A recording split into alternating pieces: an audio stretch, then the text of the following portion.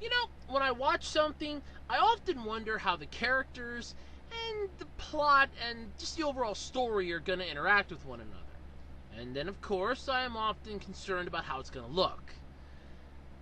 And then I'm usually concerned about how the intro is. But we've already talked about the introduction. Yes, that's right. It's time for part 2 of our 4-part discussion series.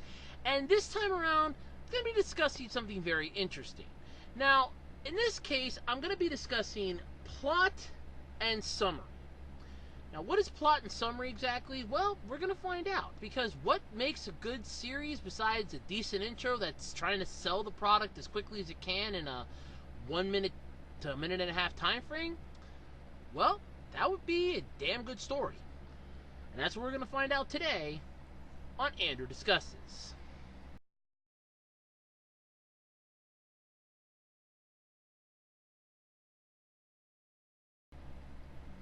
So in part 1, I talked about introductions. And as I stated in that, the whole point of an introduction, at least to me anyway, is to be able to sell your product, your show, your story, or whatever it is as quickly as possible. Make it so that it grabs their attention, even if they only hear it from a distance or if they only catch a glimpse of it. That's one of the ways to really nail them to come home. But what good's a good introduction without a damn good story to back it up? I mean, you could have the greatest introduction in the world. It isn't going to help you or buy you beans if the story sucks ass. So what are we going to be looking at today? Plot and summary. Now, the plot is quite simple, and a summary could just be a simplistic plot. But here's how it usually go. The plot of whatever you're doing is based upon whatever it is your genre is. I'm going to use anime as an example for this, but as I stated in the last video, you can actually do this with multiple other things as well, including cartoons, movies, and to a point, even stories that are written down like books and other things. So it is possible to do this in many ways. Even video games can often be useful with this. So what is a decent idea for a plot? Well, as I said, it depends on whatever your genre is. Now, for those of you that are unfamiliar with what a genre is, it's a very simple term. Basically, it's broken up into multiple ideas, either horror, action, adventure, comedy, drama, stuff like that. For me, I'm not a fan of horror movies, I'm not a fan of thrillers or suspense flicks, shows and otherwise, so I'm not going to be touching that. So for this case, I'll use comedy, action, and adventure. That way I have a pretty broad horizon, and in all honesty, it's quite useful. Taking that adventure and action can sometimes go together and or be separated. And comedy can be added into either one of them, or just stay out on its own as well. Now, an introduction, as I stated, is the key point to get people's attention. But the plot and synopsis and the summary is what you really need to drive it home. The whole plot of whatever it is you're doing has to be something good. A prime example would be person decides to go on a mystical adventure. That's a summary of what your plot is. Now, the plot you can basically use then to flesh out that idea. What are the surrounding areas? What's the adventure that they have to go on? What makes it so mystical? What type of a person are they? We'll discuss in characters, but you get the idea. The entire purpose of a plot is actually quite simple and really easy. The better the plot is, the more intriguing it's going to be. Yet, that often is a double-edged sword, and also goes into the next video, which will be characters. But I'm getting ahead of myself. A decent plot basically has an opening, a middle, and a conclusion, all of which flow together naturally and at the same time stick together like glue.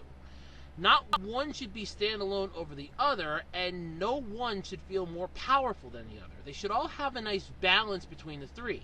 An opening would be something easy, like the world's coming to an end or the world's come to an end. And you could backtrack to show how that event happened and then try to change it in the conclusion, or basically just do a complete 180 and flat out, well, do it the opposite way. The world's going to come to an end, but you're going to find a way to stop it. Or in the case of a comedy, event A happens, mischief's in the middle, which leads to event B. A being the opening, the middle being all the stuff inside both A and B B being the successful conclusion. This can also be summed up in an action style where you have the opening. Like, I'll use Demolition Man, for example, for this. If nobody's ever seen that, it's a Sylvester Stallone movie. Basically, Stallone was a cop, and he was chasing after a criminal. The criminal got frozen, so he got frozen. The criminal got thawed, he got thawed. Same two characters fighting it out, same plot, but the setting changed. That's basically it. They both had to adapt to their newer surroundings, being the future instead of the past that they had come from. So there is that.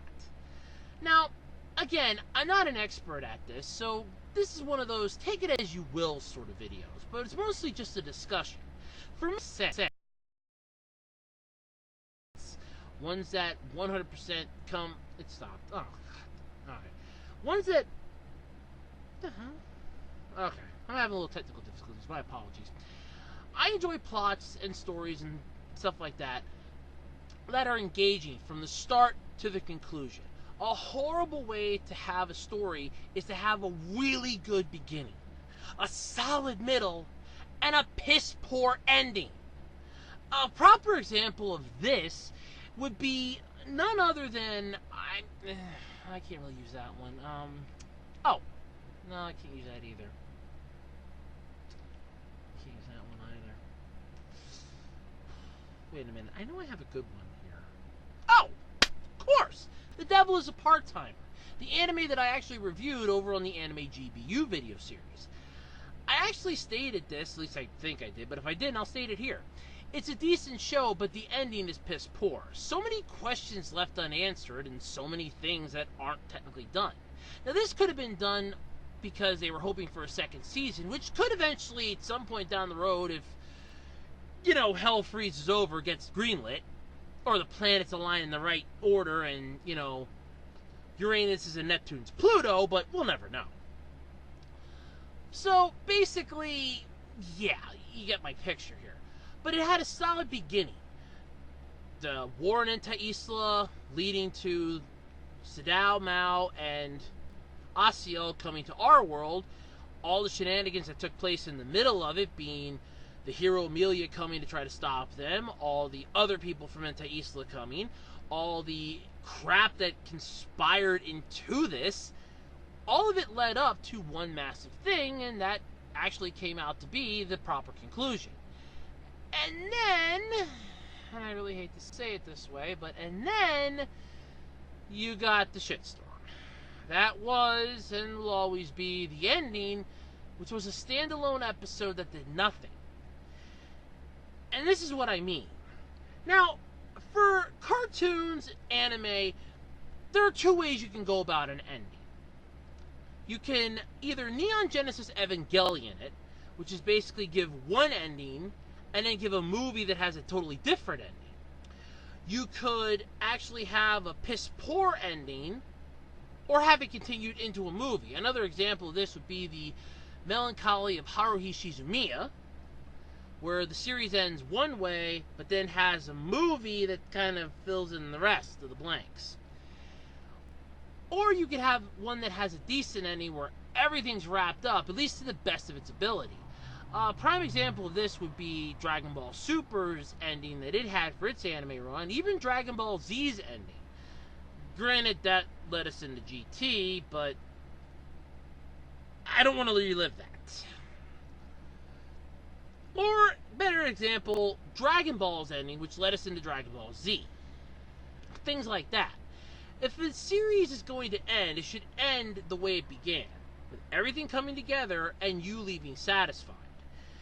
However, what annoys me, especially when it comes to stuff like this, is that doesn't always happen. Most shows and other things tend to just go the wayside. They don't really care about how a plot's going to affect, what characters or loopholes they leave open, and then fans find them out years later and raise all sorts of holy hell. So if you don't want something like that, or if anyone wouldn't, then a good way to prevent an ending like that is to literally just not do it. Just end everything and tie it up with a nice bow. I mean, make sure that it has a proper conclusion, even if you're afraid it may never get a continuation. Always plan for a proper conclusion. Now, for television shows, prime example of how you don't prepare for a conclusion would be that god-awful science fiction show Alphas. Now, for those of you that are unfamiliar with that show, it lasted one season. And I actually made a comment years ago, and I kind of stand by this comment today. And I mean no disrespect to fans that actually liked the show. I didn't like the show. But I made a comment that those trailers that they had for the show wrote a check that the supposed freaks in the show weren't able to cash. Yeah. I didn't like the show. The majority of the premise and everything else just rubbed me the wrong way. And it wasn't so much the characters. They were somewhat good. It was the plot that made no sense that led into the characters and thence made the show god-awful. So no wonder it didn't last. Oh well. But that's just a couple prime examples. Or you could, I believe I'm going to say this, you could pull a Saint Elsewhere ending, where everything is a dream. Yes, that's right, a dream. Saint Elsewhere endings suck. However, they are useful, especially when it depends upon if it fits your genre, although, in all honesty, if that's the genre that is working, there are some issues, but to each their own. In regards to a summary, well, honestly, it's just a simplistic version of whatever your plot is. So, figure it this way. If you have an idea for a plot, but you don't have a way to flush it out, or trying to figure out a way to flush out a plot, coming up with a summary might not be such a bad idea. This way, you at least have an idea as to what the plot is that you need, what you're looking to gain out of it, and what it's going to bring you in the end. Now, of course, this often brings upon issues and problems and everything else, but in all honesty, nothing in this world is ever perfect. So there is that. But, I don't know. But let's see what you have to say. Let's get a good discussion on this one going. What do you think is a decent idea for a plot summary, or synopsis, or really anything else? A plot and or summary. Run it by us, run it by each other. Sometimes the greatest ideas can often come from those around you, and even without you knowing it. Life's the greatest teacher there is. And that's pretty much it. So tune in for part 3, where we talk about characters. And in part 4, we get into what bothers me the most sometimes, animation. Yep. Till next time, I'm Andrew Rhodes, and this has been Andrew Discusses.